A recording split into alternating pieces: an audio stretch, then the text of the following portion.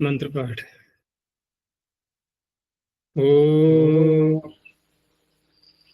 सहना भवतु सहनौ भुनक्तु सह वीर्यं करवावहै तेजस्विनावधीतमस्तु मा विद्विषावहै। ओम शांति शांति शांति। रत्नावृत्ति की 456वीं कक्षा, 7वें अध्याय का चतुर्थ पाद प्रारंभ हो रहा है। पीछे से कुछ पूछना है तो पूछो।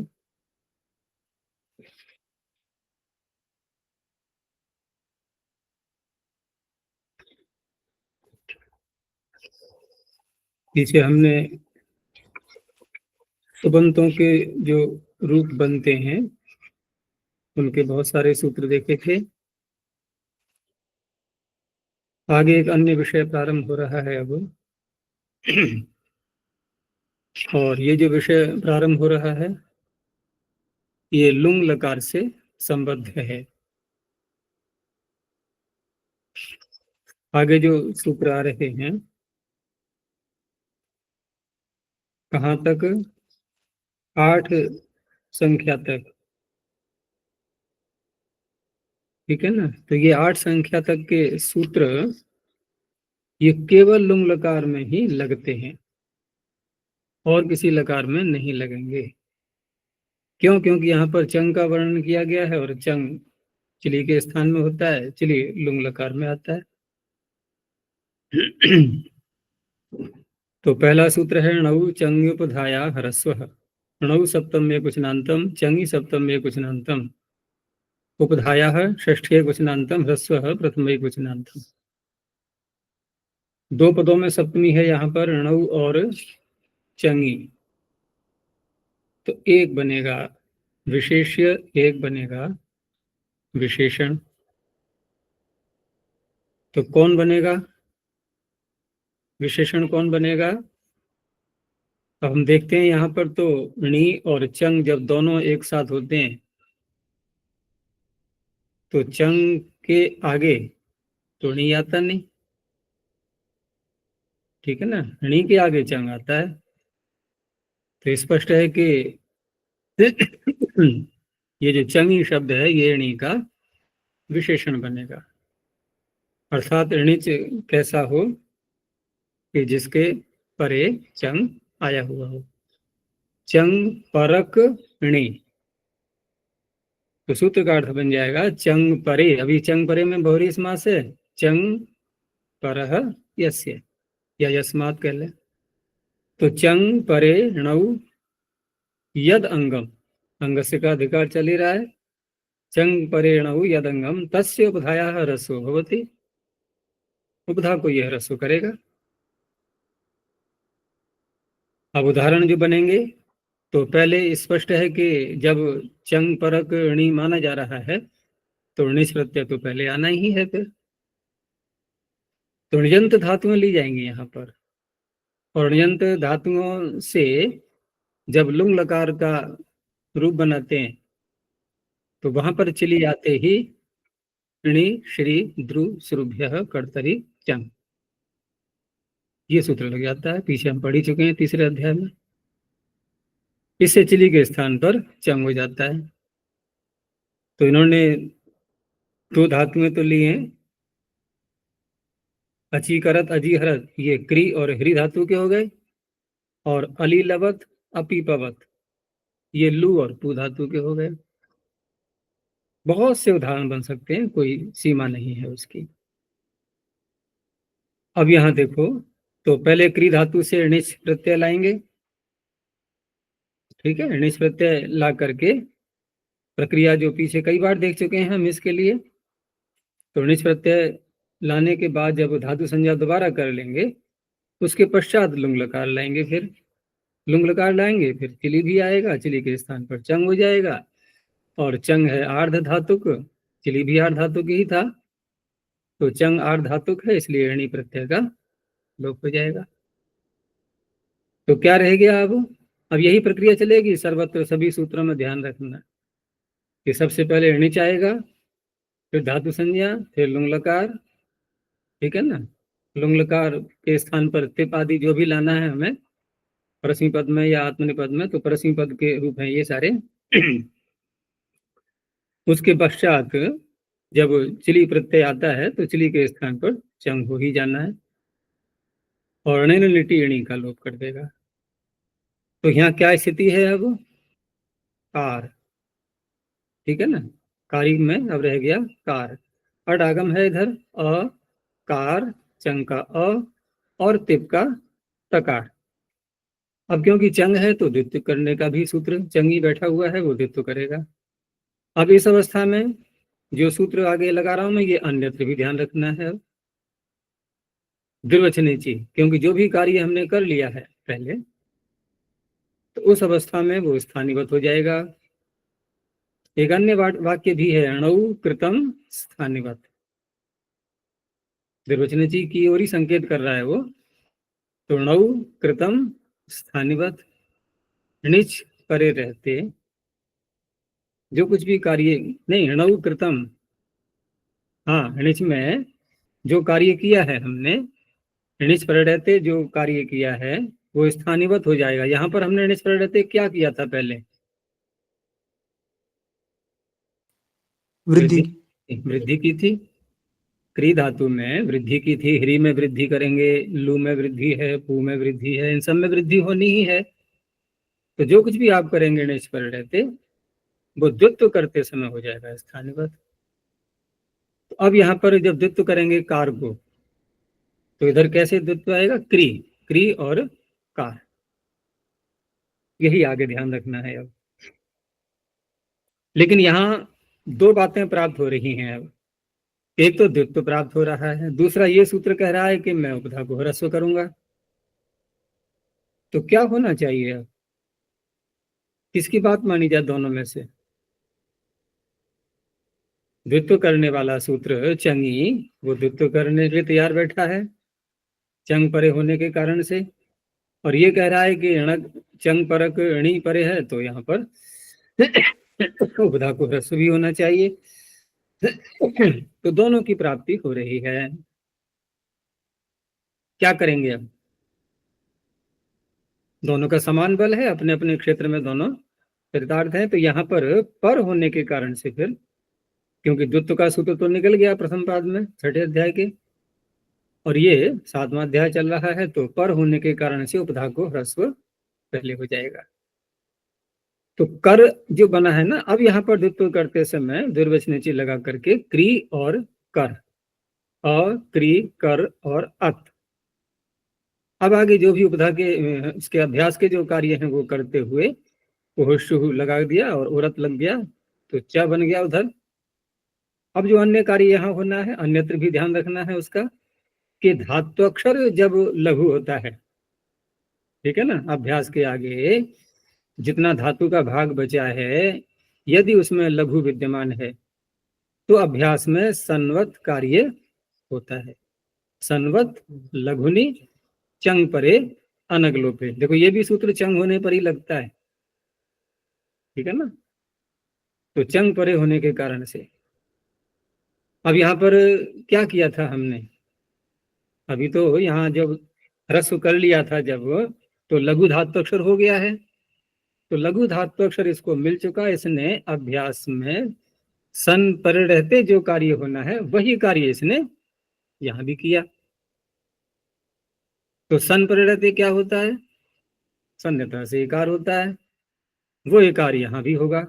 ठीक है, चलो इकार भी कर लिया हमने, लेकिन अब ये जो इकार है ये कैसा इकार है, लघु ही तो है ये। अब दीर्घो लघु, ठीक है ना, यही बैठा हुआ है, अभ्यास में जो लघु है उसको दीर्घ भी कर देगा ये, तो दीर्घ भी हो गया। इस तरह से बनाइए अची करत। अब बताओ इसमें कोई अन्य संदेह तो नहीं है, सब समझ में आ गया पूरा ये, क्योंकि ये अचित्रणं स्थानिवत् भवति और द्विर्वचनेची, है द्विर्वचनेची से हो रहा है ना आचार्य, ये णौ कृतम स्थानिवत् क्या है फिर? ये इसी की ओर संकेत कर रहा है, अणु कृतम स्थानिवत भवति। यानी कि जो कुछ भी आपने किया है तो उसमें कभी कभी जैसे हम ये आगे करेंगे ना, लू और पू में, यहाँ तो चलो ठीक है हमने एक ही कार्य किया था, कौन सा ह्रस्व किया है। लू में कौन कौन से कार्य करेंगे, हम वृद्धि भी करेंगे, ठीक है ना, वृद्धि भी करेंगे, आव आदेश भी करेंगे, ह्रस्व भी करेंगे। जितने भी कार्य कर लिए आपने वो सब हटा दो अब, ठीक है ना। यहाँ तो एक ही हुआ था ना, यहाँ तो नहीं, यहाँ दो माने जाएंगे वैसे तो, लेकिन वो ह्रस्व कोई कारण से तो हुआ, उसमें तो कोई अंतर नहीं पड़ेगा, क्योंकि ह्रस्व कर पीछे हटा भी दें तो कोई अंतर नहीं पड़ेगा यहाँ पर। कार को हमने कर ह्रस्व कर लिया, लेकिन अभ्यास में जो लाएंगे हम वो तो क्रिया लाएंगे। तो वृद्धि पहले की थी हमने, वृद्धि से पूर्व अवस्था जो थी, यानी कि बिल्कुल प्रारंभ में आ जाएंगे। णिच प्रत्यय परे रहते जो कुछ भी किया है वो सारा हटा दो, और बस ये मानो कि अभी अभी हमने धातु से णिच प्रत्यय किया है, बस वो अवस्था आ जाती है। तो जहां बहुत सारे कार्य होते हैं वहां पर वो वाक्य है कि णौ कृतम स्थानीय, वो करेगा तो वही दुर्वचन ही सूत्र। तो अचीकरत अजीहरत, अली लवत, तो यहाँ भी कोई विशेष बात नहीं है। लू धातु में वृद्धि होगी, लऊ आव आदेश होगा, फिर ह्रस्व हो जाएगा। अब ह्रस्व होने के बाद जब द्वित्व करेंगे तो अभ्यास में लू ही आएगा। अभ्यास में तो लू आएगा। अब क्या करेंगे, अभ्यास में जब लू आएगा फिर क्या करेंगे। संवत कार्य, हम्म हम्म संवत लघु शंकर। तो करो संवत्कारी है, सन्निता लगाएं। सन्निता लगाएं अब। हम्म क्या करें, कौन बताएगा। आचार्य ओह पुयन जी पर। हाँ, यहाँ पर अगला सूत्र है देखो, वो भी संवती, सन परे रहते ही तो कर रहा है ना वो, सन परे रहते कर रहा है तो संवत कार्य ही हो गया। तो यहाँ पर भी ऊ को ई होना है, फिर उसको दीर्घ भी हो जाएगा। ठीक है, इस तरह से यहाँ भी कर लेंगे।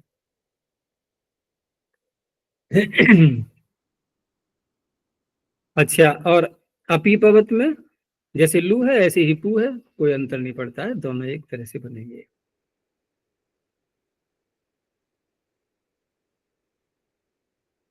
हम्म और तो इसमें कोई विशेष बात नहीं है, बस सभी बातें हो चुकी हैं। जो मुख्य मुख्य सूत्र हैं, एक तो ओह पेड़ जब रहे यहाँ अतिरिक्त लगा था, और दीर्घ लघु हो तो जहां जहां भी धातु अक्षर लघु होगा वहां दीर्घ करते जाएंगे उससे, क्योंकि आगे 8 सूत्रों में सर्वत्र ऐसे ही कार्य होने हैं।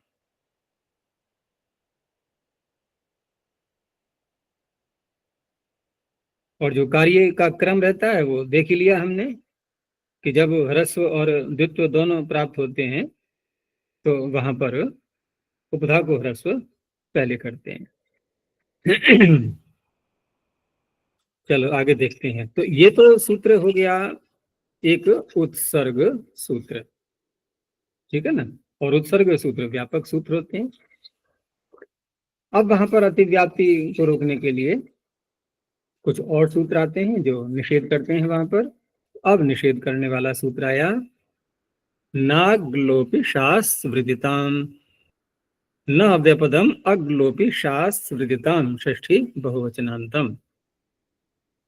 न स्पष्ट है कि निषेध कर रहा है, सीधा पूर्व सूत्र के कार्य को रोक रहा है। अब कहाँ कहाँ रोक रहा है वो आगे वर्णन है। तो आगे जो शब्द आ रहे हैं, एक तो है अग्लोप, अग्लोपी, तो अको लोप, अग्लोप, ये प्रत्याहार हो गया, और अग्लोप अस्य अस्ति इति अग्लोपी, ठीक है, इन्हीं प्रत्यय हो गया है मतलब के अर्थ में।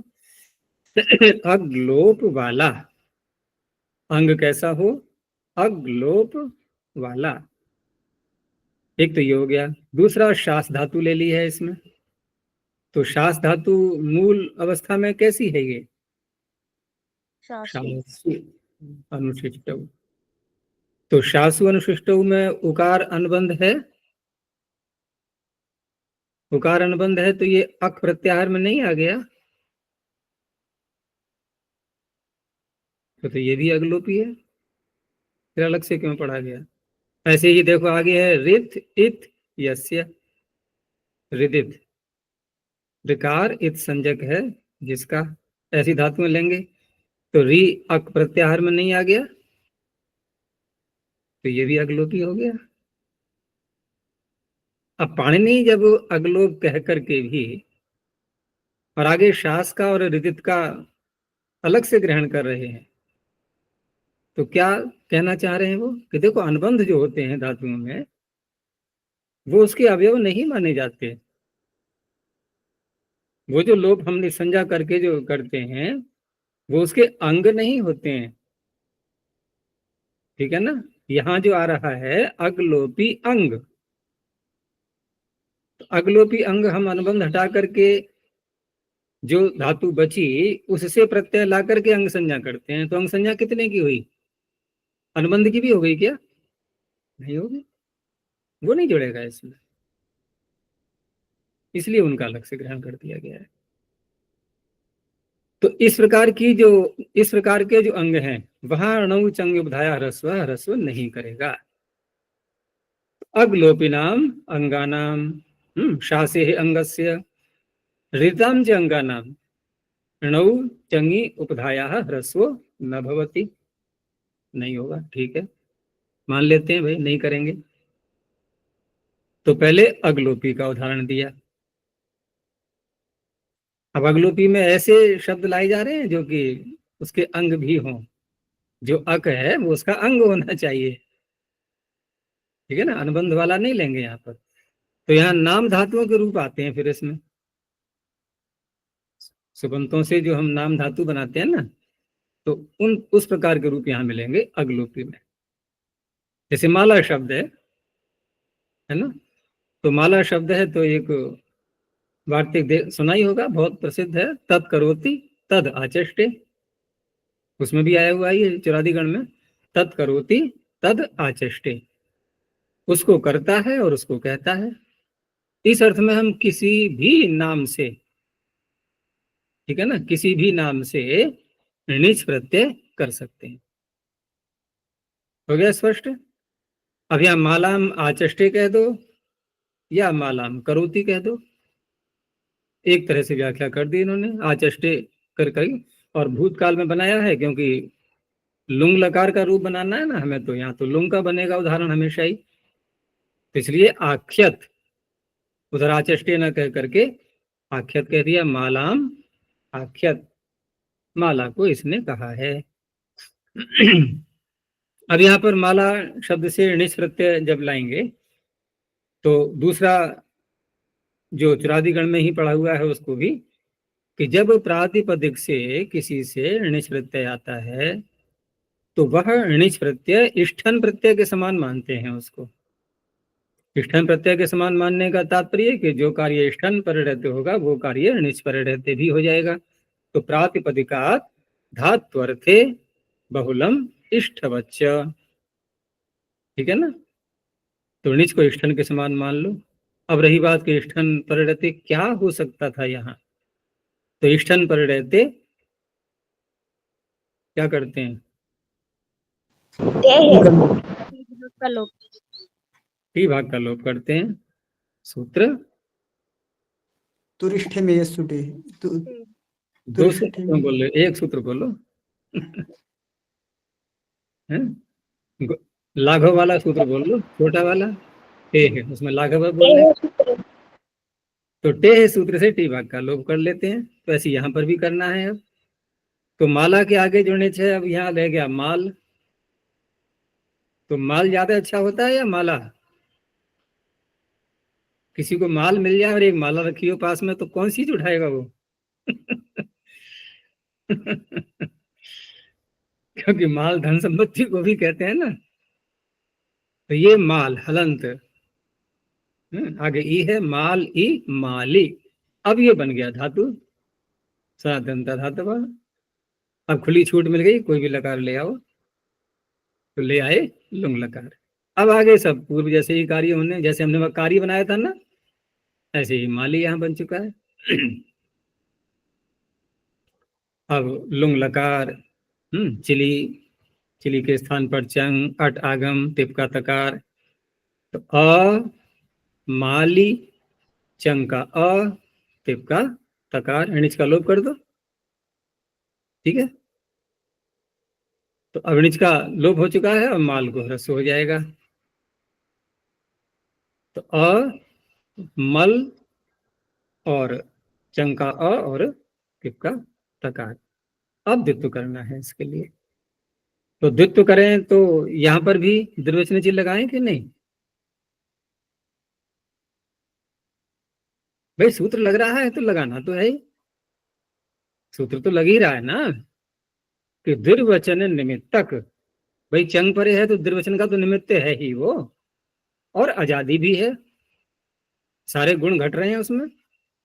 तो उस अवस्था में जो भी अजादेश हुआ है उसका रूप आदिदेश हो जाएगा द्वित्व करते समय।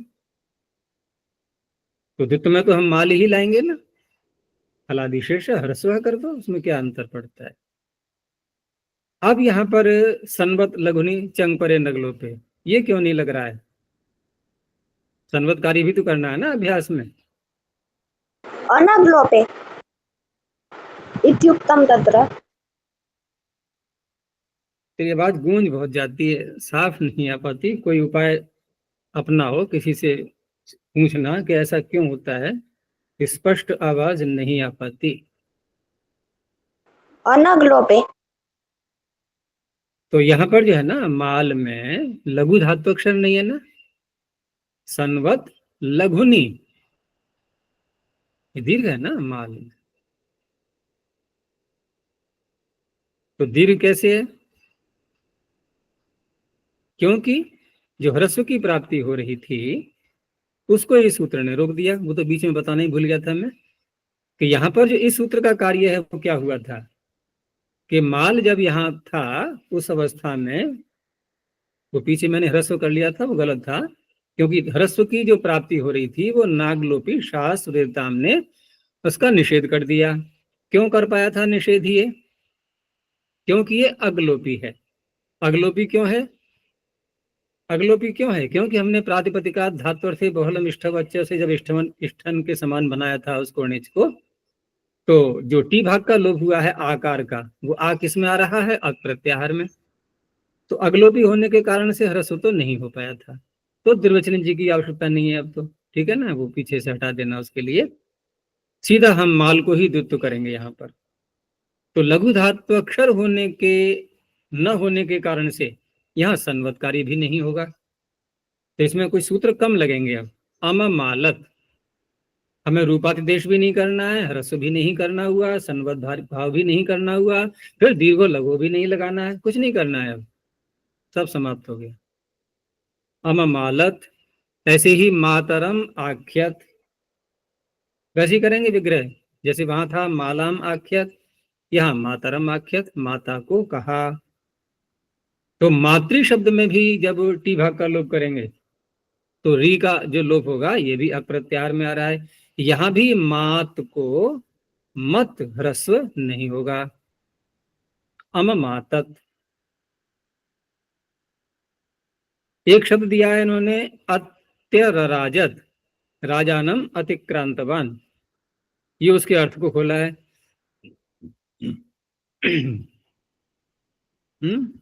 राजानम अतिक्रांतवान, राजा को जो अतिक्रांत कर गया है।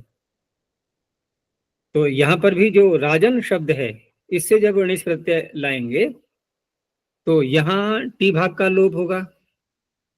टी भाग का लोप होगा तो अन भाग का जो लोप होगा इसमें अकार आ गया अक प्रत्याहार में, ये भी अगलोपी बन गया है ना।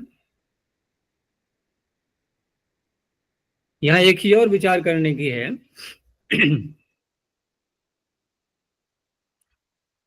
कि अगलोपी में जो अक है ना, तो इसके दो प्रकार से अर्थ हो सकते हैं। एक तो यह है कि जहां केवल अक का ही लोप हुआ हो, जहां केवल अक का ही लोप हुआ हो, और जहां अक के साथ साथ अन्य वर्ण भी आ गया है, अक भी आ गया है, जैसे राजन में है ना, राजन में आकार तो अक में आ रहा है, नकार तो नहीं आ रहा है अक में, ऐसा भी है, दोनों प्रकार से है ना। तो जहां पर अक ही है केवल, वहां तो स्थानिवत भाव से भी हम सिद्ध कर सकते हैं, लेकिन जहां पर हल और अच दोनों का जहां लोप हो रहा है वहां पर सिद्ध नहीं होगा। तो वास्तव में ये सूत्र उसी के लिए है। तो राजन में क्योंकि अन भाग का लोप हुआ है तो अन भाग का लोप होने के कारण से ये अगलोपी हुआ।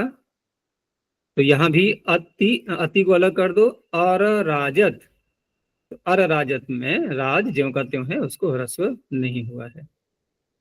ठीक ऐसे ही लोमन शब्द में भी है, लोमानी अनुमृष्टवान। तो अनु अलुलोमत, तो अलुलोमत में भी जो लोम है उसको ह्रस्व यदि करते भी तो क्या होता, लुम हो जाता, लुम, तो वो भी नहीं हुआ। अभ्यास में तो ह्रस्व होना ही है, अभ्यास के ह्रस्व को थोड़ी रोक रहा है ये, वहां तो ह्रस्व है सूत्र लगेगा। तो अलुलोमत। अब जो आगे शास धातु का दिया है तो उसका भी इसी प्रकार से, वहां भी शास को जो ह्रस्व की प्राप्ति होती है तो उसको भी रोक दिया गया है। कौन जी, बोला? संवद लघुने चंग पर अनगलोपे, इसमें अनगलोपे यही है ना, अगलोप, हम्म इसी के कारण से संवद कार्य नहीं हो रहा है। हाँ, यहाँ पर नहीं, सनवर लघुनी चंग पर अनग लोपे, हाँ वहां भी अनग लोपे ही कहा है, वहां भी अनग लोपे ही कहा है, और वहां दोनों बातें घट रही हैं, क्योंकि यहाँ पर ह्रस्व धातु अक्षर भी नहीं है, लघु धातु अक्षर भी नहीं है, लघुनी, ठीक है ना। सनवत लघुनी चंग परे अनग लोपे, तो वहां पर अनग लोपे जो कहा हुआ है और साथ में लघुनी शब्द भी है, क्योंकि उस सूत्र को निकाल के देखो तो उसमें ये इसी में आएगा, साथ में अध्याय के चतुर्थ पाद में ही आना है। क्या संख्या है सूत्र की? 93। पाद के अंतिम भाग में आएगा ना। जी। ये है इसकी संख्या 93। तो लघुनी धातु अक्षरे, ठीक है ना, लघु धातु अक्षर होना चाहिए परे, ऐसा जो अभ्यास, ऐसा अभ्यास होना चाहिए। तो इसके जो प्रत्युदाहरण बनेंगे, तो जैसे एक तो अत तक्षत, अब यहां देखें हम तो तक्ष लघु नहीं है, संयोग आगे आने के कारण से गुरु बन गया है, बन गया है कि नहीं है? तो वो तो गुरु उसके कारण से है कि संयोग आगे आ रहा है, यहाँ ये स्वयं दीर्घ होने के कारण से ही गुरु है, जिसका हम अभी उदाहरण ले रहे हैं, तो ये भी तो गुरु हो गया है। अच्छा, दूसरा जो इसमें है कि अगलोप वाला, तो उसका बनेगा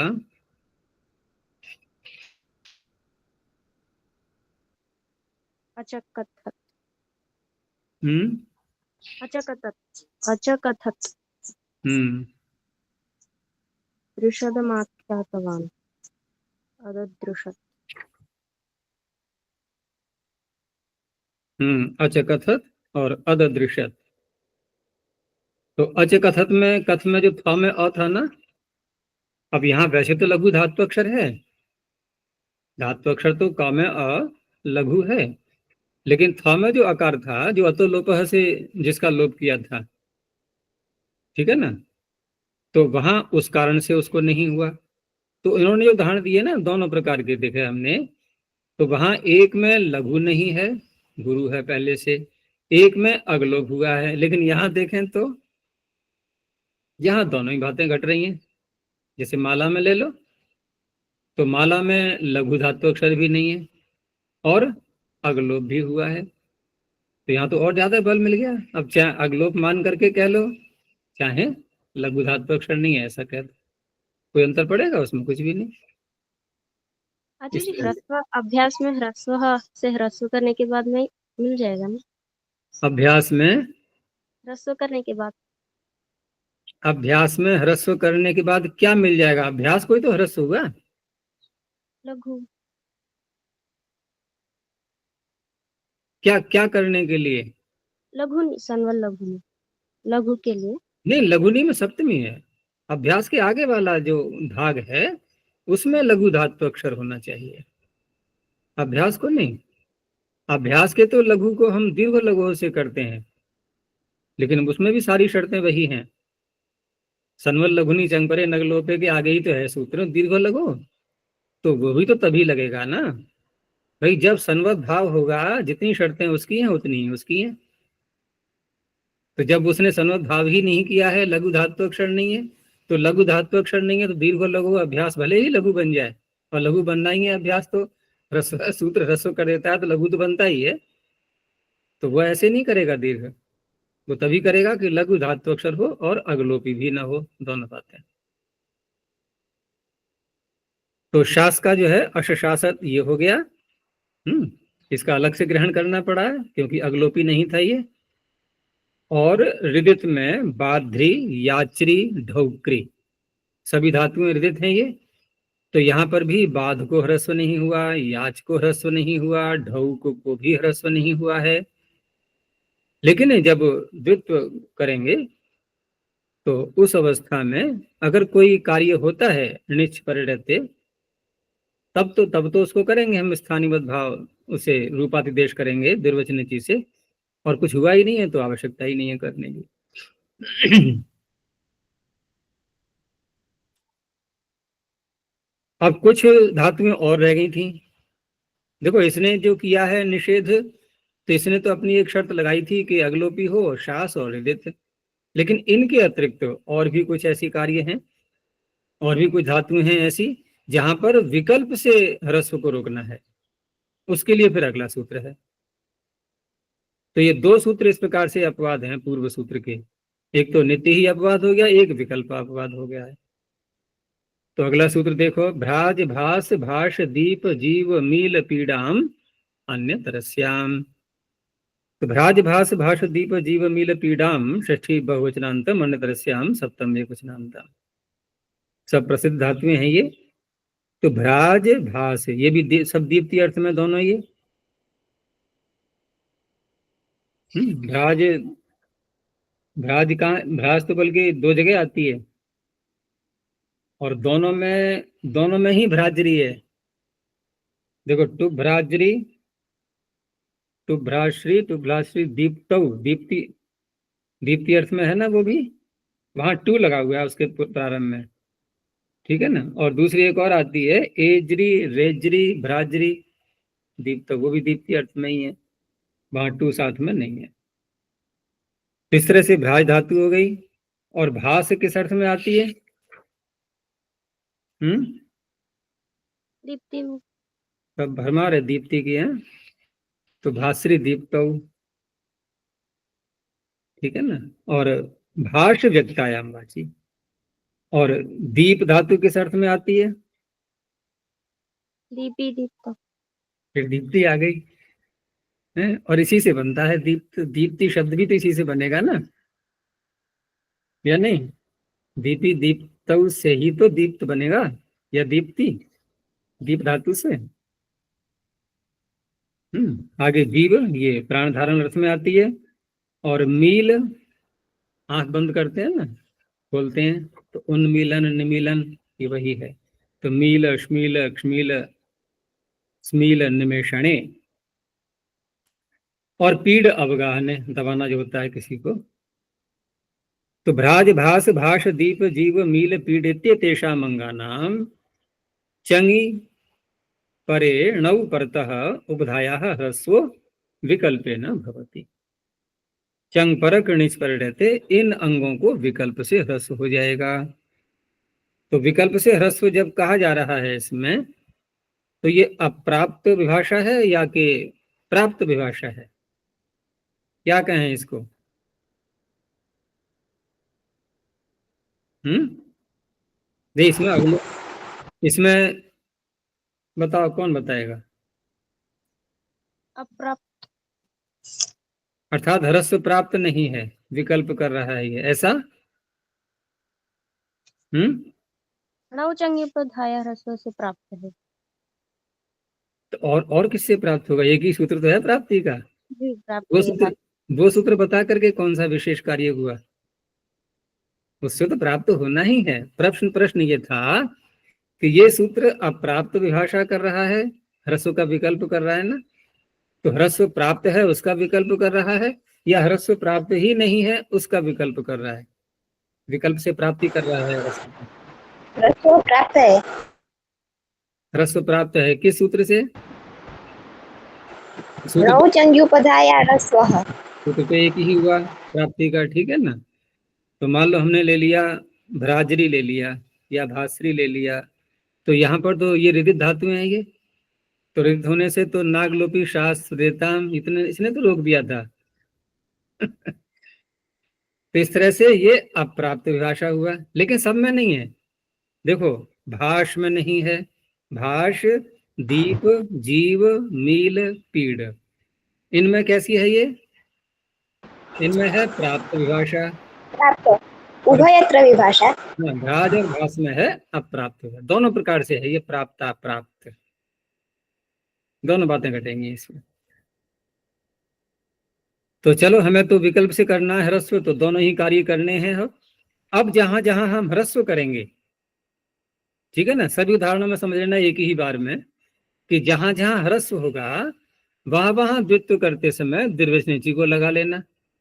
यद्यपि कोई कहे कि लाभ क्या हुआ लगाने से, अभ्यास में तो फिर भी ह्रस्व जाना है, ह्रस्व है सूत्र से, तो ऐसा नहीं है।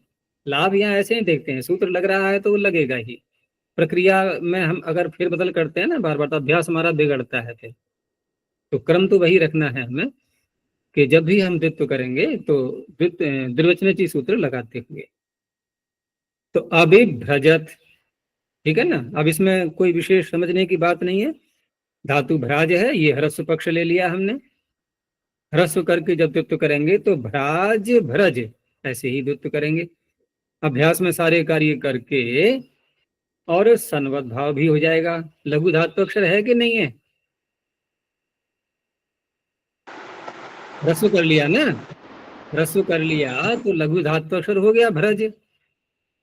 संयोग मत देख लेना, संयोग आके आगे नहीं, आगे पूर्व है। भ्रज भकार और रेफ जो है ना, संयोग आके पूर्व में है, आगे नहीं है, तो आ तो लघु ही हुआ। तो इस तरह से यहाँ सन्यता से इकार हो गया। लेकिन दीर्घ लघु ने दीर्घ क्यों नहीं किया? अभी भ्रजत क्यों नहीं बना?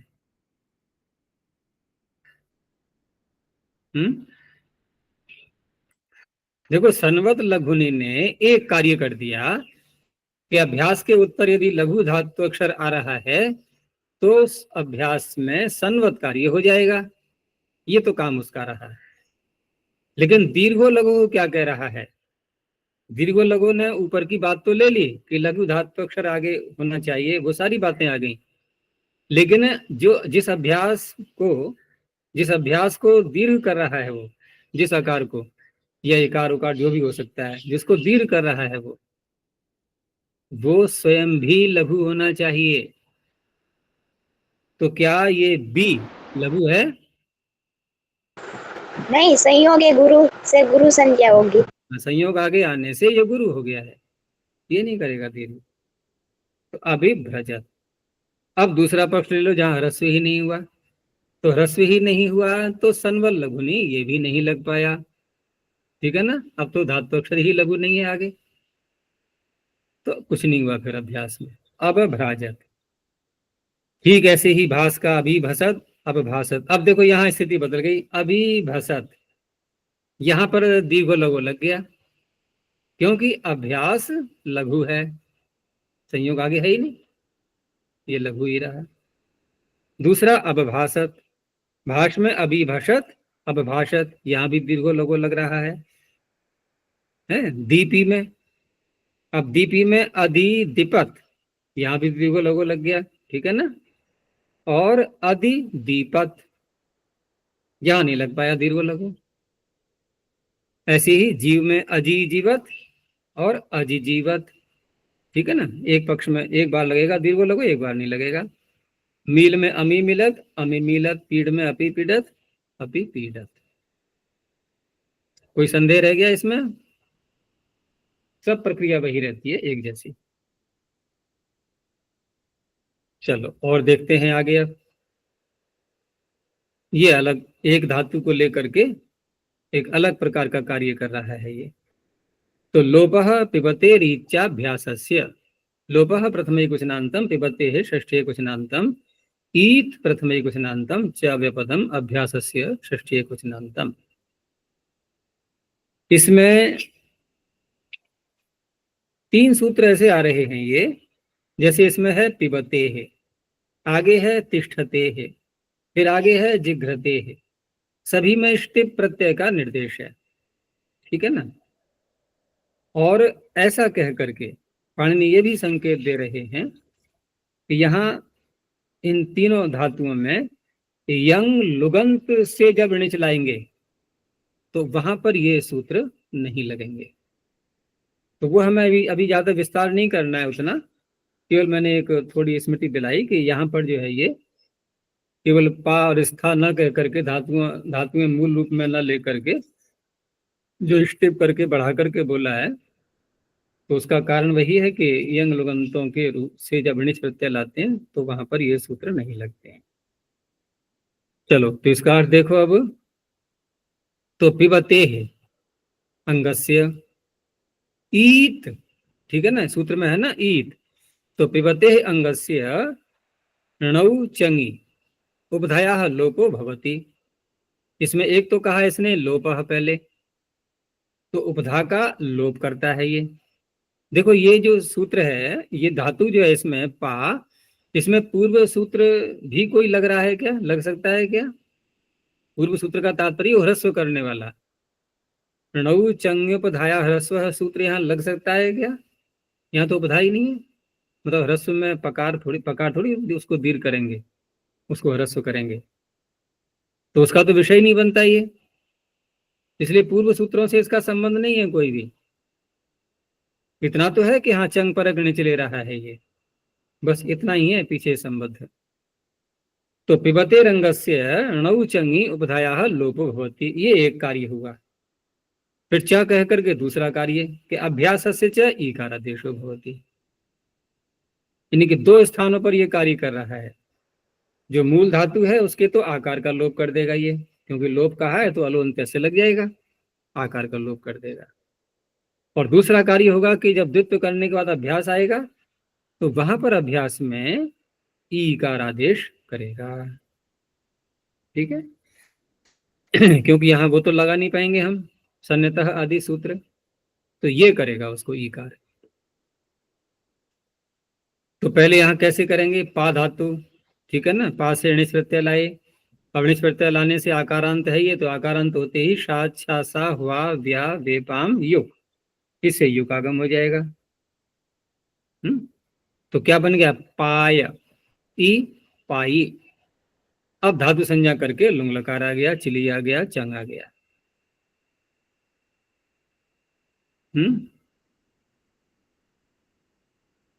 पाय ई चंग तिप। अब णिच का लोप कर दो, णिच का लोप। हाँ यहाँ देखो वो प्रसंग भी आ गया अब कि णिच का लोप करने के बाद अब क्या रह गया यहाँ पर? पाय। तो पाय और चंग का आकार है और तिप का तकार है, ठीक है ना। अब यहाँ जैसे इसने कहा कि उपधा का लोप करना है, तो उपधा में पाय में क्या आ रहा है?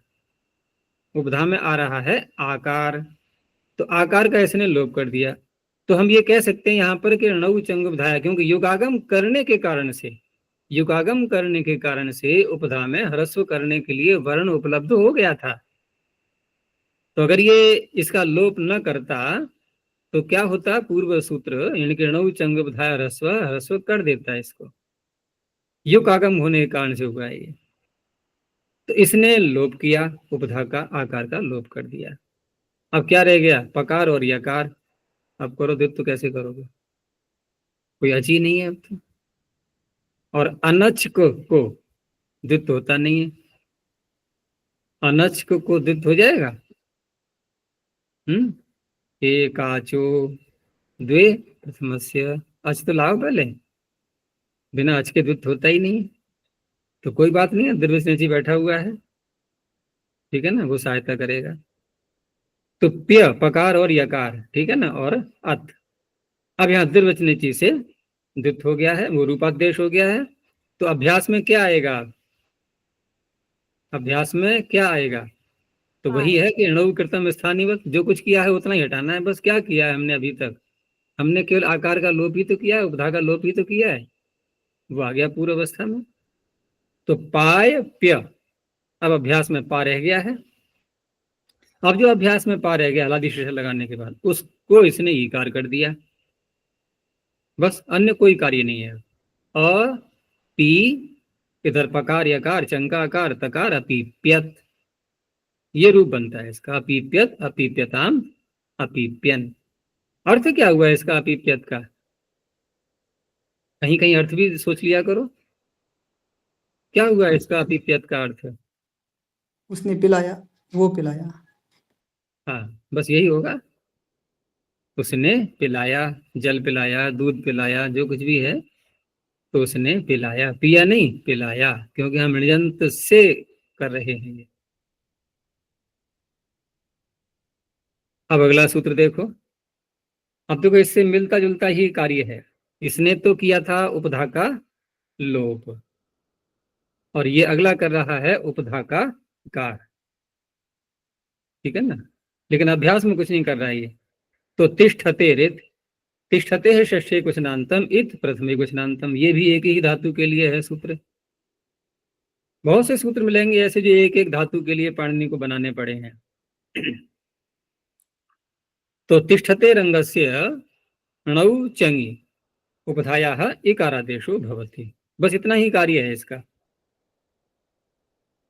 तो यहाँ भी वही बात है कि स्था, वैसे तो इसमें उपधा को ह्रस्व करने का कोई प्रसंग नहीं था, लेकिन यहाँ पर पुक आगम होने के कारण से उपधा में आकार मिल जाएगा ह्रस्व करने के लिए।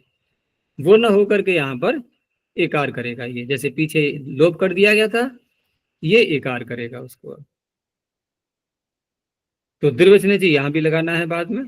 तो स्था और णिच प्रत्यय लाएंगे, पोकागम हो गया, स्थापी बन गया। अब स्थापी धातु से लुंग लकार ला करके और णिच का लोप हो जाएगा, और इसने उपधा को ह्रस्व एकार आदेश कर दिया। तो अ स्थिप चंकाकार और टिप का तकार। अब द्विवचन चीज लगा करके जब द्वित्व करेंगे, द्विवचन चीज लगा करके जब द्वित्व करेंगे, अब देखो कोई ऐसे भी द्वित्व कर सकता है, यहाँ पर रूप बन जाएगा। जैसे अभी स्थिति क्या है, स्थिप, ठीक है ना, और सीधा कर दो द्वित्व, देखो अतिष्ठ पद बनेगा कि नहीं, बन जाएगा कि नहीं? लेकिन अभ्यास गलत हो जाता है। हमें पहले द्विवचन चीज लगा करके स्थाप लाना है, ठीक है ना, अभ्यास में हम स्थाप ही लाएंगे। अभ्यास में स्थाप ला करके और फिर लादि शेष न लगा के शरपूर्वा खया लगता है ना यहाँ, तो वो लगेगा। तो क्या शेष रहेगा? था। अब था को ह्रस्व कर लिया था, फिर चर कर लिया, अभ्यास चर चर तो। अब क्या करेंगे?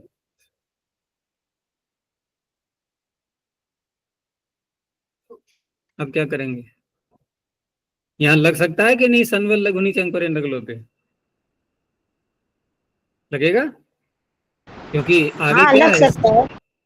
हाँ, आगे है स्थित, तो लघु धातु अक्षर तो मिल गया। हाँ, एकार न होता तो नहीं मिल पाता, तो लघु धातु अक्षर मिल गया है, अभ्यास में संवत भाव संवत कार्य हो गया। लेकिन उस इकार को अब दीर्घ नहीं हो पाएगा दीर्घ लघु से, क्योंकि सकार का और थकार का संयोग आ रहा है आगे। तो इस तरह से यहाँ जो त में ई दिखाई दे रहा है हमें अभ्यास में, ये स्थिर स्थिर द्वित्व करके भी कर सकते थे, लेकिन ऐसे नहीं है, हमें चलना उसी प्रकार से है नियम के अनुसार। तो सन्नता से इकार करके बनाएंगे। अब इन्होंने यहाँ पर ये दिखाया नहीं, इन्होंने जो दिया है नीचे संकेत दिया है जो, तो स्थिप अ और तिप का तकार दिखाने के बाद सीधा द्वित्व करके और शरपूर्वा खया लगा दिया, ठीक है ना। तो यहाँ पर अगर लिखना चाहो तो लिख लो याद करके, एक अलग से लिख लो कि द्विवचन चीज लगा करके ही करेंगे प्रक्रिया को पूरा। तो अतिष्ठिपत, अतिष्ठिपताम, अतिष्ठिपन, ये बन गया। अब जैसे स्था धातु में तिष्ठते रित से अभ्यास में इकार किया गया, ठीक इसी प्रकार से अगला सूत्र है, कोई विशेष बात नहीं है उसमें, बस विकल्प कर रहा है, बाकी सब प्रक्रिया ज्यों की त्यों है। तो जिघ्रतेर वा, जिघ्रते षष्ठे कुशनांतम वाव्यपदम, जिघ्रते रंगस्य णौ चंगी उपधायाः विकल्पेन ह्रस्वो भवति, वो इकारादेशो भवति। अब यहाँ पर दो दो रूप बन जाएंगे। तो जैसे हमने पीछे बनाया था अतिष्ठिपत, उस तरह से बना लो अजिघ्रिपत। यहाँ भी देखो ध्यान रखना, दीर्घवचनची लगाते हुए करना है, हमें घृप घृप करके द्वित्व नहीं करना है, हमें द्वित्व करना है घ्राप घृप। अजिघ्रिपत, अजिघ्रिपताम, अजिघ्रिपन। अब दूसरा पक्ष ले लो, दूसरे पक्ष में हमने इकार नहीं किया, लेकिन पुकागम करके घ्राप तो है, तो घ्राप है तो णौ चंग उपधाया ह्रस्व है, ह्रस्व करेगा। ये ह्रस्व की प्राप्ति में ही तो इकार हो रहा है, ये वो ह्रस्व करेगा। अब बन गया घ्रप, ठीक है ना। अब देखो इससे भी सिद्ध हो रहा है यहाँ पर कि जैसे पीछे हमने कहा था घृप घृप द्वित्व नहीं करेंगे, घ्राप घृप करके द्वित्व करेंगे। तो जैसे वहां जी बन गया है अभ्यास में, देखो यहाँ भी जी बन रहा है, लेकिन यहाँ घृप तो नहीं है, यहाँ घ्राप है, घ्राप का घ्रप बन गया। अब यहाँ भी द्वित्व वैसे ही करेंगे, घ्राप घ्रप, द्विवचन जी यहाँ भी लगा लेंगे, घ्राप घ्रप, और फिर सन्नितः लगा करके अजी घ्रपत। अब यहाँ भी दीर्घ लघु नहीं लग पाया, क्योंकि घकार का रेफ का संयोग है, अभ्यास का जो वर्ण है वो लघु नहीं है। दीर्घो लघु अभ्यास को लघु मांगता है, और आगे भी लघु धातु अक्षर मांगता है। तो अजिघ्रपत, अजिघ्रपताम, अजिघ्रपन, तो दो दो प्रकार के रूप बन गए इसमें। और देखो आगे, उर्रित, उहु षष्ठे क्वचनांतम, रित प्रथम क्वचनांतम। हमने प्रथम पाद में भी सूत्र पढ़ा था, प्रथम अध्याय के, उरण प्रपरः, वहां भी देखो उहु आया था ना प्रारंभ में, और यहाँ भी उहु है, वो भी षष्ठी का था, ये भी षष्ठी का है। तो यहाँ ये क्या कह रहा है, तो सरल है सारा, पीछे से जो अनुवृत्तियां आ रही हैं उसके आधार पर। तो णौ चंगी है, चंग पर गणेश पर रहते, णौ चंगी अंगस्य उपधायाः, लेकिन वो कौन सा होना चाहिए, तो कहा रिवर्णस्य स्थाने वा ऋकारादेशो भवति। यहाँ अंग कैसा हो ये नहीं कह रहे हैं कुछ भी, अंग तो जो भी है जैसा भी है, लेकिन उस अंग में यदि उपधा में ऋकार आ रहा है तभी ये सूत्र लग पाएगा, क्योंकि उपधा ऋकार को जब उपधा ऋकार के स्थान पर विकल्प से ऋकार आदेश कर रहा है, तो स्पष्ट है कि अंग में उपधा में ऋकार होना चाहिए। तो इस प्रकार की धातुएं आएंगी इसके उदाहरण में। अब रही बात के उह में जो षष्ठी है, री में षष्ठी है, रित में षष्ठी नहीं है, रित में षष्ठी होगी तो क्या बनेगा, ऋतः। और यहाँ क्या है, उह, सीधा री, तो ह्रस्व ऋकार भी ले लेंगे और दीर्घ ऋकार भी ले लेंगे। जैसे दीर्घ ऋकार के उदाहरण क्या है, क्रीत संशब्दने, और ह्रस्व ऋकार के क्या है, जैसे वृत्त और मृज। अब यहाँ पर तीन ऐसे कार्य होते हैं जिनको रोक करके ये ऋकार आदेश कर रहा है, क्योंकि प्रश्न ये उठेगा कि आपने ऋकार को ऋकार किया है तो कौन सी विशेषता कर दी, जब उपधा में ऋकार ही है और अधिकार ही आप कर रहे हो। तो कोई ये कह सकता है कि उपधा में जहाँ दीर्घ ऋकार है वहां ह्रस्व ऋकार कर देगा ये, लेकिन ह्रस्व ऋकार है वहां कैसे करेंगे, वहां क्या करेंगे फिर, ह्रस्व ऋकार को ह्रस्व ऋकार हो गया, तो क्या प्रभाव पड़ा उस पर। तो यहाँ जो है ना, तीन जो कार्य अतिरिक्त और प्राप्त होते हैं उनको रोक करके ये कार्य करता है। जैसे क्रीत में यदि ये सूत्र न हो, कुछ भी न करें यहाँ पर, तो क्या होगा, रीत धातु के आगे उपधायाश्च, वो इकार कर देगा, यानी कि इर हो जाएगा। और वृत्त धातु में वृद्ध धातु में गुण हो जाएगा, वृद्धि तो होनी नहीं है अनिच को मान के, यहाँ पर गुण हो जाएगा पुगंत लघु बदस्य से, अर्थात और मृज में मृजर वृद्धि से वृद्धि हो जाएगी, तो आर, तो एर अर आर, ये तीन चीजें प्राप्त हो रही हैं, उनको रोक करके ये ऋकार आदेश कर रहा है, ठीक है ना। तो इसको एक वाक्य में यदि बोलना हो तो कैसे कह देंगे कि एर अर आर, एर रारह बाध्यन्ते, इसके द्वारा जो ऋकार आदेश हो रहा है इसके द्वारा एर अर आर ये बाधित किए जाते हैं। अब एक बात ये भी उठती है यहाँ पर कि एर अर आर ये जो आदेश हैं इनको क्या चाहिए। देखो मृजर वृद्धि को क्या चाहिए, कितना चाहिए भाग उसको, बस प्रत्यय आगे होना चाहिए, अंग बन जाए मृज, इतना ही तो है, और वृद्धि कर देता है वो। अच्छा, वृद्ध धातु में भी हम पुगंत लघु बुतश्च लगाएंगे, तो सार धातु के आठ धातु प्रत्यय चाहिए उसको। और क्रीत में भी उपधायाश्रय सूत्र से जब इकार करेंगे तो उसकी भी कोई ज्यादा अपेक्षा नहीं है, लेकिन ये जो सूत्र लगेगा और इसको णिच भी चाहिए, इसको चंग भी चाहिए, ये चाहिए नहीं। तो ऐसी विधियां कैसी कहलाती हैं, बहिरंग। जिनको कम चाहिए वो होते हैं अंतरंग। तो अंतरंग बहिरंगों में हम किसको प्राथमिकता देते हैं, अंतरंग के लिए। तो अंतरंग है तो वो पहले हो जाए, फिर इर अर आर ये पहले हो जाए, तो ये क्या करेगा, फिर सूत्र व्यर्थ हो जाएगा ना। तो अब ये कहा जाएगा कि वचन सामर्थ्य से अंतरंग इर अर आर को बाध करके ऋकार आदेश हो जाता है ना। व्यर्थ सूत्र हो रहा है तब तो फिर वो लगना ही है, उसको वचन सामर्थ्य कहते हैं फिर। तो विकल्प से करेगा ये, तो क्रीत संशब्दने धातु से इसने दीर्घ ऋकार के स्थान पर ह्रस्व ऋकार कर दिया है। और द्विर्वचन जी यहाँ भी लगाते जाना, जब द्वित्व करेंगे तो अभ्यास में क्रीत ही आएगा। उसके बाद अभ्यास में सारे कार्य करके कोहशु भी लगा लिया। और अब क्योंकि इसमें ह्रस्व ऋकार हो गया है तो सनवल लघुनी चंग पर नगलों पे इसको भी अवसर मिल गया लगने का। और जब इसने इकार कर दिया, ची ऐसा बना दिया, तो ये लघु है, यहाँ पर लघु दीर्घ लघु से दीर्घ भी हो गया, अची कृतत। अब दूसरा पक्ष ले लो, जब हम ऋकार आदेश नहीं करेंगे तो उपधायाश्च सूत्र से इकार हो गया, तो इर क्रीत का बन गया किर्त। क्या बन गया, किर्त। अब कृत में यहाँ पर इसको दीर्घ भी कर लेना, हल परे है ना, तो कीर्त ये बन जाएगा। अब जब द्वित्व करेंगे तो अभ्यास में क्या द्वित्व होगा, अभ्यास में तो हमें क्रीत ही लाना है, जो करते हो जो मूल अवस्था थी क्रीत, ठीक है ना। फिर हलादी शेष आदि लगा करके उरत लगेगा, है ये सारे सूत्र लगने हैं। हलादी शेष लगेगा, फिर दोबारा उरत लगाने के बाद, और फिर सनवत भाव भी करेंगे। नहीं, सनवत भाव यहाँ नहीं होगा।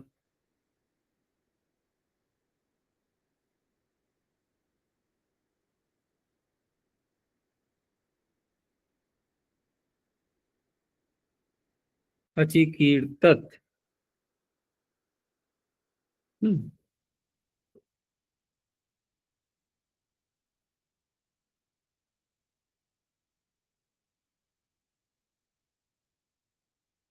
नहीं नहीं, देखो क्रीत संशब्दने में जब हमने इसको इकार किया है उपधायाश्च सूत्र से, रीते धातु हो उपधायाश्च, तो इसने ऐसा नहीं कहा था कि णिच प्रत्यय पर रहते कर रहा है, ये णिच को मान करके नहीं हुआ था ये तो अनिमित्तक होता है ये, ठीक है ना। कुछ परे हो ऐसा नहीं कहता है वो सूत्र, रीते धातु हो या उपधायाश्च सूत्र, ये कुछ परे हो ऐसा नहीं बोलते हैं, बस केवल अंग होना चाहिए और उस अवस्था में ये करते हैं। तो यहाँ हम स्थानीवत से ऐसे नहीं करेंगे अब, ठीक है ना। स्थानीवत नहीं करना है यहाँ पर, रूपातिदेश नहीं करना है यहाँ, तो कीर्त को ही द्वित्व करेंगे अब, ठीक है। कीर्त को ही द्वित्व करेंगे क्योंकि अभ्यास में एकार नहीं हो पाएगा फिर, नहीं तो कीर्त को द्वित्व करके और फिर हलाधिशेष ह्रस्व ये लगा करके कोष्ठु अची कीर्तत। अब ची को दीर्घ नहीं हो पाएगा यहाँ बिल्कुल भी, क्योंकि आगे लघु धातु अक्षर नहीं है। ऐसे ही वृत्त धातु में जिस पक्ष में रिकार ही रहेगा तो द्वित्व करके अविवृतत। अब अविवृतत में यहाँ वो सूत्र सब लगने हैं, सनवल लघुनी लगेगा, दीर्घो लघु भी लगेगा, ठीक है, अविवृतत। लेकिन दूसरे पक्ष में जब गुण हो जाएगा तो वहां पर वर्त, ठीक है ना, ये बन चुका है।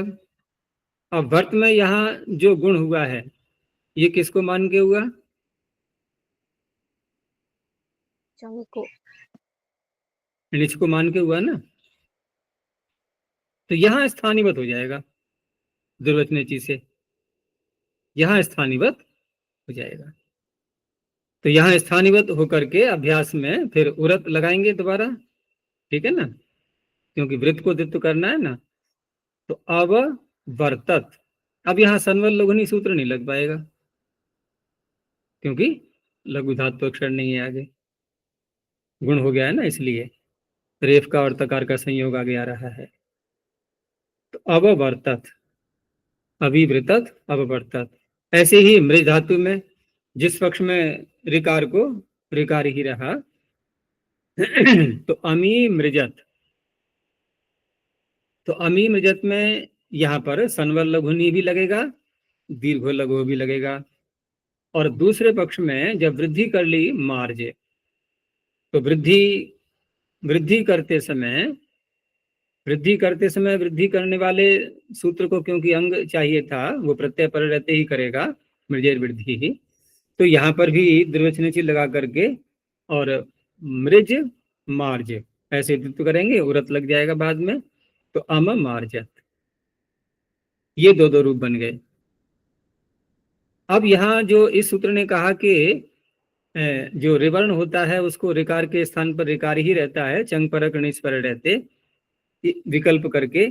तो यहाँ अगला जो सूत्र कह रहा है, क्योंकि ये तो कर रहा था विकल्प, उसने कहा नित्यम छंदसी, ठीक है ना, नित्यम छंदसी। तो पूर्व सूत्र के कार्य को जो उसने विकल्प किया था उस विकल्प को हटा दिया गया है, बाकी कोई भी अंतर नहीं आने वाला है।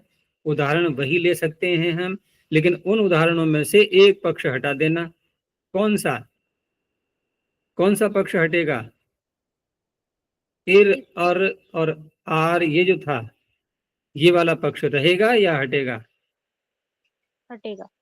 ये नहीं आएंगे उदाहरणों में, ठीक है ना, अर्थात नित्य ही रहेगा। तो नित्यम छंदसी, नित्यम प्रथम एक वचनांतम, छंदसी सप्तम एक वचनांतम। छंदसी विषय णौ चंगी उपधायाः रिवर्णस्य नित्यम ऋकारादेशो भवति। तो यहाँ जो धातु दिए है उसी का उदाहरण नहीं देंगे कि यहाँ पर अची कृतत ला करके रख दें या अविवृतत और अमीमृजत, ऐसे नहीं। छंद में जो मिलेगा वही तो उदाहरण लेंगे। छंद में दृष्टानुविधि होती है, ध्यान रखना हमेशा। छंद से उदाहरण जब लाते हैं ना तो वहां पर हम कोई भी बना करके धातु से ऐसे नहीं लगा सकते।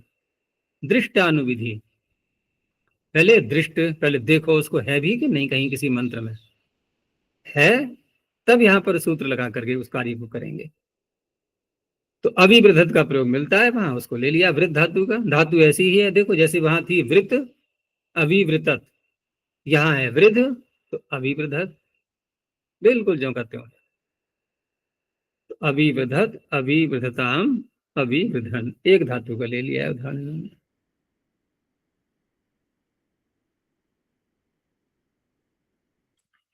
चलो एक सूत्र और ले लेते हैं, आगे है दयतेर दिगी लिटी।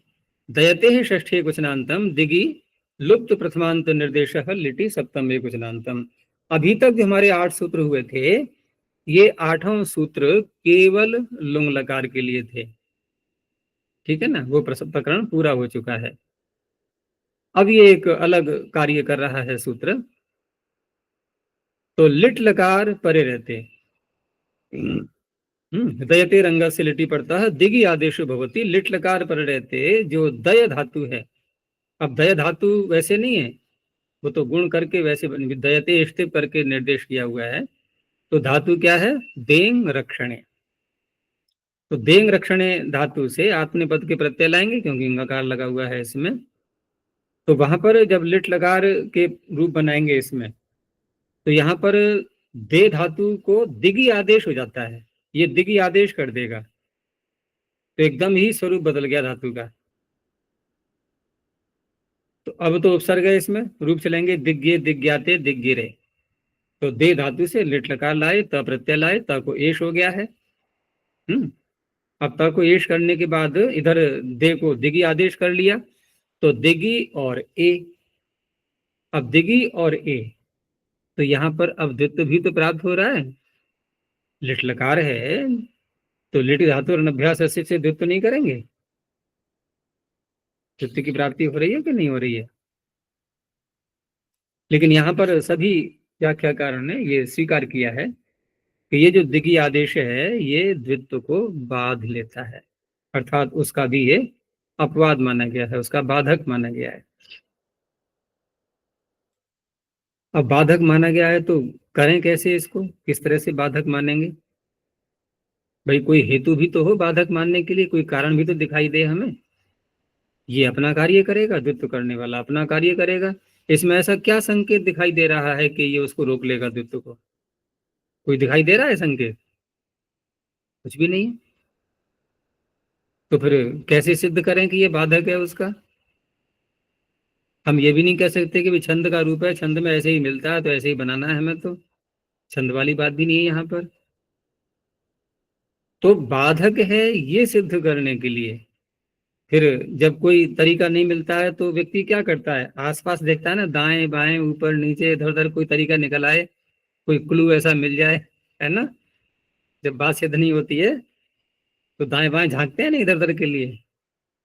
तो यहाँ भी दाएं बाएं देखा तो ऊपर से नित्यम शब्द दिखाई दे गया, ठीक है ना।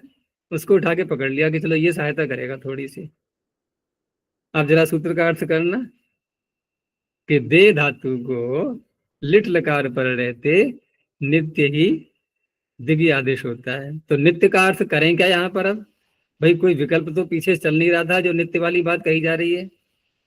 तो नित्य का अर्थ क्या करें कि दिगी दिगी ही रहता है, द्वित्व को भी नहीं होने देता है। इस तरह से खींच खांच करके अर्थ करेंगे, इस तरह से यहाँ द्वित्व नहीं होगा, ठीक है ना। दिगी है, ए है, यणादेश कर लेंगे। किससे करेंगे यणादेश? इकोणची। अगर इकोणची करेंगे तो अतिष्णु बैठा हुआ है, वो तो अपवाद है, उसका ईयंग कर देगा, इसलिए इसका अलग सूत्र एर ने का जो असंयोग पूर्वस्य, उससे यणादेश हो जाएगा दिग्गे। आगे आताम का आते दिग्ज्ञाते, फिर झ प्रत्यय आएगा उसको इरेच आदेश दिग्गिरे, यहां भी अनादेश हो गया। तो दिग्गे दिग्ज्ञाते दिग्गिरे, बस यहीं तक रखते हैं। प्रणोध्वनि। ओम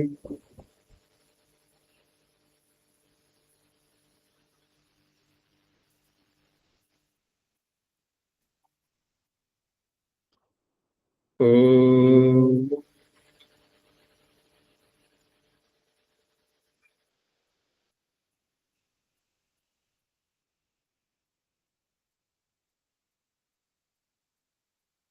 ओम